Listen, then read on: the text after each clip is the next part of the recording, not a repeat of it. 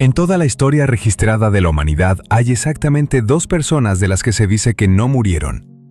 2.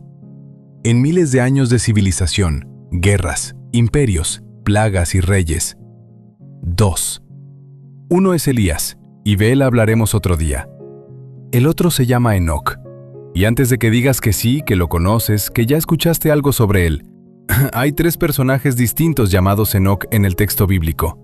La mayoría de la gente no lo sabe. 2 de ellos no tienen historia. Solo aparecen para ocupar un lugar en una lista. El tercero no tiene tumba, porque nunca murió. El Enoc que nos importa es el 7º patriarca antediluviano, descendiente de Set, bisabuelo de Noé. Aparece en Génesis capítulo 5 con exactamente 6 versículos.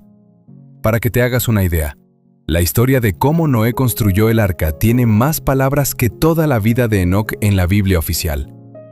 Vivió 365 años, que en ese contexto no es particularmente impresionante, porque su hijo Matusalén llegó a los 969, su bisabuelo Jared a los 962.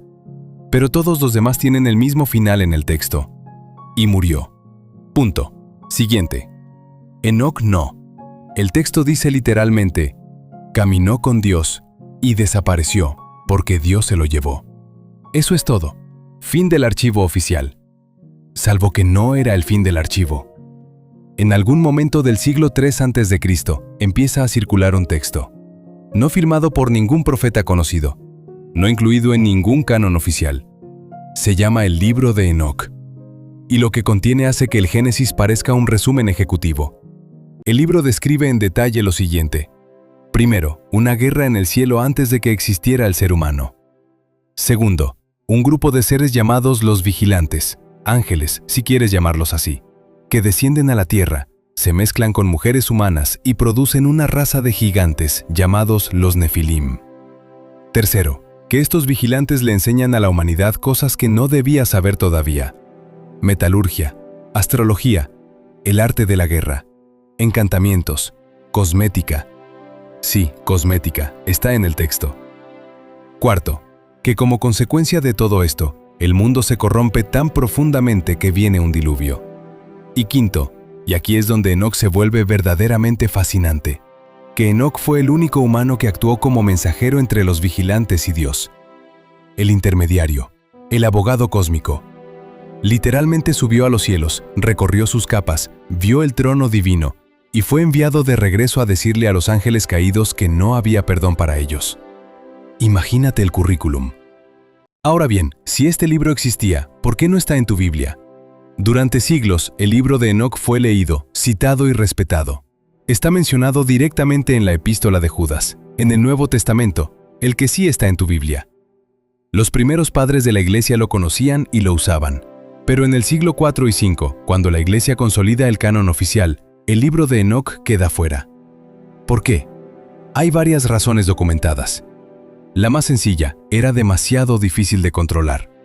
Un texto que habla de múltiples cielos, de ángeles con autonomía propia que toman decisiones independientes, de seres que se revelan con consecuencias cósmicas. No es fácil de meter en un catecismo. La más interesante, su cosmología contradice directamente la teología que se estaba construyendo en ese momento. En el libro de Enoc, el mal no viene de una sola decisión humana en un jardín. Viene de una estructura cósmica mucho más compleja que no se resuelve con una institución de por medio. Y eso, como ya hemos visto en episodios anteriores, es exactamente el tipo de mensaje que no encaja con una institución que necesita intermediarios para funcionar. La más irónica de todas, el libro sobrevivió completo en un solo lugar: Etiopía. La Iglesia Ortodoxa etíope nunca lo sacó del canon. Mientras Europa creía que el libro de Enoc estaba perdido para siempre, millones de personas en Etiopía lo leían como parte normal de sus escrituras sagradas. En 1773, un explorador escocés llamado James Bruce llega a Etiopía. Está buscando las fuentes del Nilo. Encuentra eso y algo más. Vuelve a Europa con 3 copias completas del libro de Enoc. El mundo académico entra en lo que podríamos llamar euforia, con vocabulario técnico, porque resulta que el libro contiene algo que nadie esperaba: un sistema astronómico preciso. Enoc describe el movimiento del Sol y la Luna, los ciclos de las estrellas, Tiene un calendario solar de 364 días. Describe con detalle las puertas por las que sale el sol en distintas épocas del año. Es, en cierta medida, un tratado astronómico disfrazado de visión mística. Lo cual genera una pregunta que los investigadores todavía debaten. ¿De dónde vino ese conocimiento? El texto dice que se lo enseñaron los vigilantes. Los académicos dicen que probablemente refleja contacto con la astronomía babilónica o mesopotámica. Ambas opciones, si lo piensas, son igualmente fascinantes. Pero hay un detalle más. El libro de Enoc es el primer texto conocido en la historia que desarrolla el concepto de un Mesías individual. Un hijo del hombre que viene a juzgar al mundo al final de los tiempos. Siglos antes de que ese concepto aparezca en Daniel. Siglos antes del Nuevo Testamento. Si el libro de Enoc fue escrito cuando los académicos creen siglo III a.C., entonces alguien estaba construyendo una teología que el mundo tardaría otros 300 años en adoptar.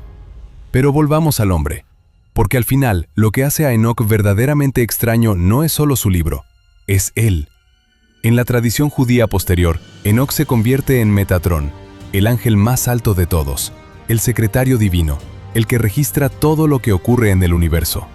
En la tradición islámica se le identifica con Idris, el profeta de la escritura y el conocimiento. En la tradición masónica y esotérica, Enoc es el arquitecto del conocimiento oculto, el que escondió la sabiduría antes del diluvio para que sobreviviera. Tres tradiciones completamente independientes entre sí. Todas tomaron a un hombre con 6 versículos en Génesis y construyeron universos enteros alrededor de él. ¿Por qué? Porque hay algo en la idea de alguien que sabía demasiado y desapareció que no nos deja tranquilos. No murió, no envejeció, no dejó tumba, se fue. Y la única explicación que el texto oficial ofrece es que caminaba bien, que caminaba con Dios. En un mundo lleno de gente que claramente no lo hacía, eso fue suficiente para que se lo llevaran. O para que se fuera. El texto, honestamente, no lo aclara. Y esa ambigüedad, ese silencio de 6 versículos, ha mantenido viva su historia por 3000 años. No está mal para alguien de quien casi no sabemos nada. El libro de Enoc está en el canon oficial de la Iglesia Ortodoxa Etíope desde hace más de 1500 años. Las 3 copias que trajo James Bruce de Etiopía en 1773 están documentadas y verificables. La Epístola de Judas, versículo 14, lo cita directamente. Está en tu Biblia. Los manuscritos del Mar Muerto, encontrados en 1947, contienen más de 20 fragmentos del libro de Enoc. Los más antiguos datan del siglo II a.C. Los documentos existen, las fechas existen. Y en esos mismos manuscritos del Mar Muerto hay algo más sobre los vigilantes. Algo que los investigadores encontraron y que ninguna institución religiosa ha querido enseñar con comodidad. Eso es el próximo archivo. Lo que fue escrito permanece.